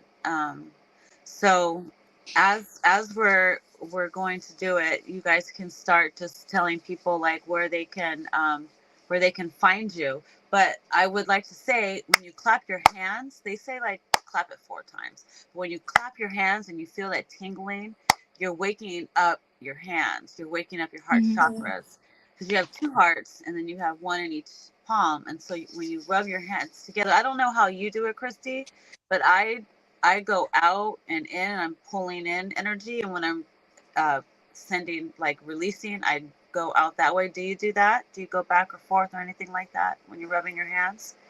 Oh, I just do this. I just rub it. I don't know. I just rub it up and down, Up and and down? then yeah, and Oh, then they're already. You can write the Reiki symbols in it, or you can clap. You yeah, know, you already have that in your palms. You know, so yeah. And then what you could do is when you rub your hands. So I like to. I'm an Isis priestess, so in our teachings we have a specific way. But if you hmm want to bring in like good energy, the motion is like out and then towards you. So when you're rubbing your hands, and then you can feel the heat, and when you start feeling the heat, you separate it a tiny bit and you'll feel the tingling. And if you go back and forth, you should be able to feel like a little pressure. And if you expand that, you can feel the ball, and you hmm can play with it. And sometimes it might feel like it popped, and if it does, you just clap your hands again and you rub your hands again, and then you slowly pull them apart, and then you imagine whatever you were going with that. Sorry, I was thinking of protection. I just started thinking like I'm going into protection. But yeah, you were saying we wanted to do send some healing. What Do you were want you to do something for like the eclipse? Like, say something for the eclipse, because a lot of people are nervous or however. So we could just send like calm, like the or something like that if you want to. Star seeds are Or gonna get activated more. what do you want to send out? you want to activate more star seeds, Angel Lori? What'd you That say? would be good. Yes. Yeah, let's set the Yeah. intention. Okay. Yeah, like to activate more star seeds, or to plant the seeds. How would you guys want to say it? Or just activate humanity. Yeah, that Activate the sounds good. humanity, and then activate the star seeds to get their gifts more. All right. All right, let's do it. So how long you guys want to do this for? We've been going for an hour and 47 minutes. You want to do it for like a minute, or do you want to We do can, I guess, until the hour you want to, like the just the was it 9:51? So just 10 minutes or so until 10 o'clock. I You don't want know, to that might be kind of long for me. 10 minutes? Or be because I was it's thinking like 1 minute. Five Yeah, I've never minutes? done this before, like total rookie here. Oh, then, 5 okay. for me. huh? Okay, just a couple minutes then. You want to? Just 2 minutes then, I guess. 2. Okay. Yeah, 2 minutes? or three. I got ADHD. I don't know if I can do 2 minutes. We can start with one and just see how long we fall off. No, it'd be good. So we just rub our hands together, rub Yep. our hands, and then we'll just hold it to the screen like this with the intention of activating the star seeds or the all humanity to wake up. Yes. Let's say it 3 times. You want to say it 2 more times? Wake up, wake up, wake up.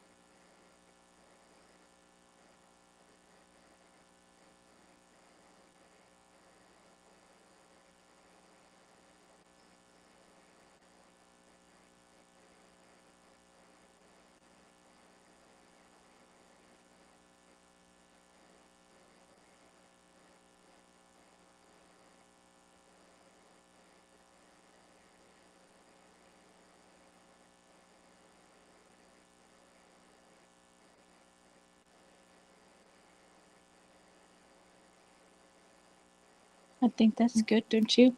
Yeah, I can feel my hand tingling. Can you guys do something for me? Can you form hearts Oh, like this in your heart? Christy, can you make the heart things come out like I did? How does that even happen? How do you even What's do that? Then love, like, I don't know, if you put your hands together like the shape of a heart, somewhere by your chest, it sends out hearts. Did you see that? I I don't seen you do it, but I don't know. your hearts. I don't know. You don't know how to do that, you I guys? mean, I think maybe because you have the control of the thing. I don't know. Oh, does it cry? Oh, well, thank you guys. Thank you, gals. Thank you, ladies. Divine goddesses. I think that was awesome for our first round table. Wasn't bad. Hmm. Um, we're just, we're moms. We're just trying to get through this life and we're just trying to do it the best we can. And, I'm just here to hold space and just connect with the community. And so I've made it a decision to start bringing us women together so we can talk about our experiences and, yeah, and encourage others. Hey, I came to Earth for the food, and it's poison. So I'm kind of done. You're like, I'm over it. Deuces. I've been giving the deuces lately. I'm like, I'm over it. I'm out.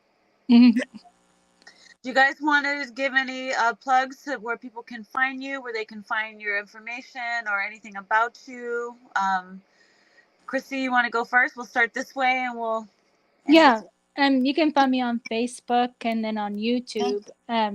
Usually I post my stuff on Facebook mostly, and then like I'll share my videos of YouTube on there as well. So on my YouTube, I just made videos of my own experiences, talking about them, or I made TikTok videos with images and made with this music, and then tried to relate it to the experience, So I have that. And what is your TikTok and your YouTube page? Is it your name or what is it under? Yeah, it's under my name. Sometimes I change it up though. I'm not always. I don't know. I think that's my Sagittarius rising, and that switches up stuff a lot, because I just do that sporadically. So usually Facebook is the best place, really. Okay. And Yeah. if you have any links, just send me the links and I'll put them in the description. Okay. I edit it. When I edit the information, I can add it to it. Thank you so much for joining us. It's been such a delight. And I know you're probably doing some art over there. I can only imagine if you're doing some artwork. I'm like, Yeah, I was. He needs a gallery. He needs a gallery. I know. what Yeah. are you drawing? Were you drawing? I keep drawing the praying mantis. I was I know drawing you got a praying this. mantis boyfriend. Look at that. My spirit guide is a praying mantis in a gray. And then Cool. I drew this Oh, wow. when Spinja was talking. Is that an Arcturian? I think so, because I think Spinja's a Arcturian energy. I can see that. oh, Aw. I You agree. and Don. Don is Arcturian energy too. So And love. he's reptilian too. He has Yeah. Syrian. He has quite a few different DNA things. Yeah. In that one too, when y'all were talking. Wow. I just kept drawing mantis, and then I drew this one when I think when Spinja was talking. Oh, wow. Beautiful. I think that's an Arcturian. Wow. It kind of has Spinja's eyes. When you smile, Spinja, your eyes, they get long and they're like that. Yeah. I'm like, ooh, Yeah. I love So that's that. what I was drawing. I try to listen too, but so I put it down and try to really listen and tune into what you're saying and go with you. So yeah. All right, Nice. I'm right now, guides, all of our guides. You hear this information. You know what we're here for. Bless us financially so I can get this girl into a gallery. You need to have a gallery so so you can put all your artwork up, canvases. I'm big time into canvases. Okay, Mhm. I will fund you. I will get that for you. I will Yeah. do the retreat for you. Okay, you want a farm? You want a farmhouse? I will get it. Let's just Looking do for a this roommate. so we can all be in our places Yeah. of power, and Yeah. then we can really do more for the collective. Exactly. I just want all our guys to hear that the mouthpiece has spoken. Bless Yes. us. Thank Yes. you. Thank you. Mhm. Move out. Christy, I was gonna say, I've had some work in galleries before, and if you know anything, like if you don't, like I don't know if you've done anything in this Mm-mm. area before, but if I could be of any assistance, Okay. I've been there, done that, got the T-shirt. So it might be different processes. It also depends on the different galleries, but yeah, if you want to have a chat about that, then send Dawn a message or catch me on Instagram. That's the easiest way to get a hold of me. So. Okay. All right. Thank you. Yeah, this Friday we're having a gallery walk over here. I could probably find a place. Like you would have to send me like your print, like images. I'd have to print them out and put them in frames for you. But I could put your art up in a art gallery up here too. It's possible. Yeah. I mean, it's beautiful. You even have things on canvas. Mhm. It's on canvas Mhm. that you Yeah. post. Yeah, they're incredible. Yeah. They're incredible. Thank you. Thank you. Yes, yes, yes. Thank you. Yeah. Keep on Well, if drawing. anybody wants to reach me, it's Angel Lori 555 on YouTube.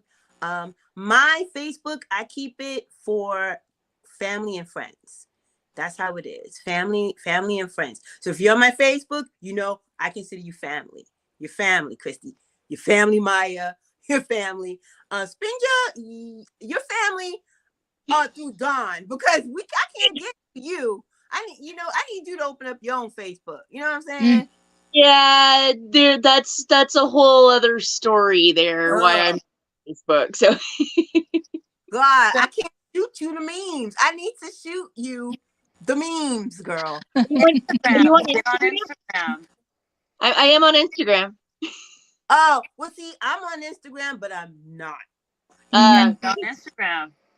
See, I'm on me and Dawn. I probably drive him crazy because we talk 3 or 4 different ways. We talk on Facebook, we talk on Instagram, we talk on 2 different emails. Like he's so nice, but I'm sure I probably have given him some of those gray hairs.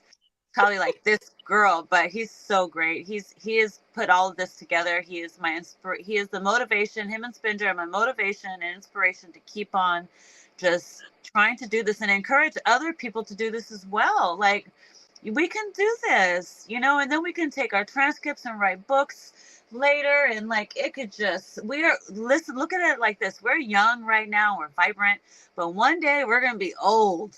And they're gonna be looking at us like, "Oh my gosh, look at you guys when you were young with your experiences. When we're old and decrepit, you guys are young and vibrant. I'm 80 years old. I'm on my way out. I didn't think so, Lori. I thought the Jew was like born in 1980s at first. Yeah. My kid, 89. That's what no, I did. I thought Jew was born in 1980s, like that. Yeah. Because you look very young. You do. God bless you. 1980. She's got that good skin. Yeah. Singing that wham. Got that wham going. You don't have that baby face forever. Oh. You're so beautiful. But yeah, Spinja, you want to tell people where they can find you if they want to connect or learn about your crocheting? Because you're gonna do like probably a live for us one day. I got my yarn, I got my stuff. You just gotta let me know.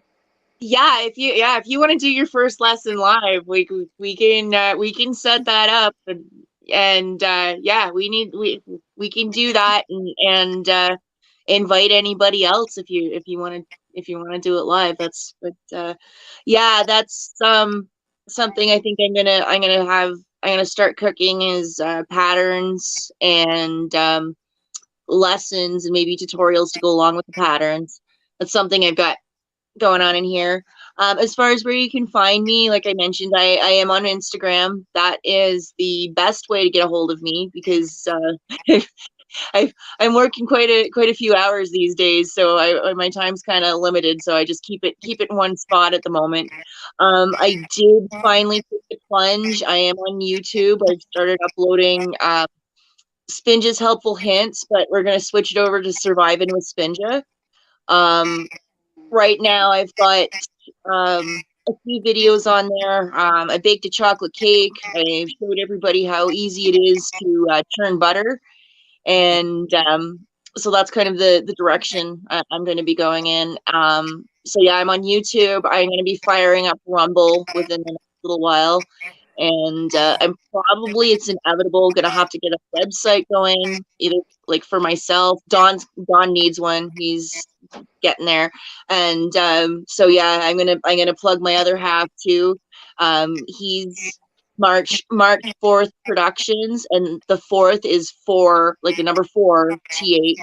He's on YouTube and Rumble, and yeah, he's my right hand man. You're selling My your right stuff. hand too. Oh, and yeah, I guess I'm supposed to mention too. I just haven't taken pictures yet. I am going to be loading some stuff on my Instagram to sell as well. Right now I've got dishcloths. I know winter's kind of trying to decide what it's doing. I mean, I've got a few I've got some hats and things like that. But yeah, stay tuned because I'll be posting pictures of things that I'm going to be selling as well. Are you going to open an Etsy shop? I do have an Etsy, but I haven't loaded anything on it just because there's ethical questions about it. So I'm kind of debating on whether to go that route or just do my own website and order on there. Actually, what I would love to do, like, and Christy was just kind of like a little bit more of a, like, you know, like get the fire going. I would love to start my own platform for artists because I know so many of them. And so that might be something down the road. I would love to do something like that. Yeah, even that Do gentleman on it. Rob show, that guy on Rob show that does all the artwork in his house. That guy's gifted too. Yep. Well, and my best friend, she does pet portraits. She would be another one. Like I know so many artistic people, and no, I would love to. I did paint Right? that. Oh, that's nice. That's Mary Magdalene washing Yeshua's feet. Wow. Yeah. See, this needs to happen. Like we need to pull it in. Yeah, exactly. Because you can see, like on my book, like this is just one whole binder, you know, and I have so many of they just sit here, you know, in. Wow, Christy. They need to be displayed. I See, mean, look at this. I've done books on galactic races. You could do your own. Yep, definitely. Yep. And present it. Yep. I haven't drawn in a long time, but I used to draw. Look at this. I have my book somewhere. See. Oh, Maya, that's the head shape. That's the head shape of the being that took me to my father. That head shape right there. Not the high cone, but like a soft cone. That is the head shape right there. I don't know. I might have to hire Christy to listen to me talk and let her get the beings on paper because yeah, I still haven't found the artist to be able to that I could work with, even though Daryl says that he has for me. Yeah, look at this and do what I did. I went on these amateur animators and I asked for people to help. Girl, I have been getting flooded. I've had 3 interviews with people. One guy said a little Lanarian. Yeah. One guy told me he could do 6 episodes for $8,000. Gee, that's ridiculous. Cartoons. 20 cartoons. And that's just one guy. Another girl gave me a lower quote. I'm like, what? So another guy gave me a higher quote. So you can find someone that will work with you. And there's another guy who was finding someone to make our costumes. I was like, what if we could get these made? Oh, wow. What is that being? I think it's Octurian. Octarians really have some big old heads. I have in my They look like DNA. grays, don't they? They have like Yeah, type. I have in my DNA, and I have 8% Octurian DNA. Oh wow. Okay. That kind of looks like me. My Charlena. Oh, really? I My don't know if I've ever. Charlene Alanskaya is a life that I lived The Native American girl. as a Native American. Well, not a Native American, but a Native. Yeah, I Mm. have so many. I have, the big She's got tubs. Valerie. The She's big got to. tubs. There's 2 full of them in storage. Full of my art. Yeah. We got to. This should be nothing in storage. Everything should be displayed. Yeah. It Take should pictures of them and get stickers made. Yeah, I could do that. Get like tons of stickers made. There's like this whole crazy sticker community. I got tons of stickers. Yeah. I'd rather is. a T-shirt. I would rather wear the art and Mm-hmm. so that they can see the artist. Yeah. Yeah. I mean, come on, man. Psychic Duck wore Duck wore a typical skeptic podcast T-shirt. How did he get one so small? That is too like newborn. That is too small. I was like, that's just way too cute. Oh my god, too cute. Psychic Duck is too cute. Loved it. This was lovely. This was lovely. Very yes. Thank you for divine feminine. Thank you. Yes. Thank you guys. Mhm. Thank you gals for joining. Thank you. Thank you. Thank you. I hope everybody enjoyed it. And I know, this was, we were a little late, but that's okay. Better late than never. And so people will be able to see it. So like, comment, share, let us know what you thought about it. If you resonated with anything, leave it in the comments. We'd love to hear what you have to say. And we all love Rob, Typical Skeptic Podcast. Go check him out. He is absolutely amazing. His brain is just like, how do you remember all of that stuff? He is the best. And I wouldn't be moving on this journey as fast if it wasn't for seeing his video. Because as soon as I watched his video, and it's 11:11, as soon as I watched his video, something told me, you got to work with this guy, contact him. And I was like, I don't reach out to people like that. He's gonna think I was crazy. But he he talked back with me, and we just kept in touch, and he interviewed me, and now we're bosom buddies. And so I just think he's absolutely doing such good work. And 10-20 years from now, it's going to be amazing to be like, look back at all the videos and stuff. And I can imagine him with gray hair sitting there, moving his glasses up like, yeah, that's amazing. I like it that he gives everybody a fair chance to express their selves and their gifts, and share a little bit about themselves. Yeah. That's really special. Yes. And also Karen Holton has some amazing courses and stuff for people who are starting on the journey. She's got amazing healing pendants. This is one of her Oregon pendants. Oh yeah, that's really pretty. I gotta get one. I looked and I was like, okay, which one do I want? So it's on my list. But yeah, so thank you everybody for joining, and I guess this is where we can sadly say farewell. But I hate, it's been so awesome. I'm like, wow, we've been going 2 hours, but this is great. So I just really want to say I appreciate each and every one of you for joining me tonight and sharing your stories and just talking and holding space. I love, honor, and respect each and every one of you, and just wanted to say thank you. Any last words, anybody? Mm-mm. Thank you. Yeah, thank you, and you're not alone. Thank you. I see you. Trust your intuition. Yes. All right. So on a count of 3, I guess we'll all say bye. So 1, 2, 3. Bye. Bye-bye.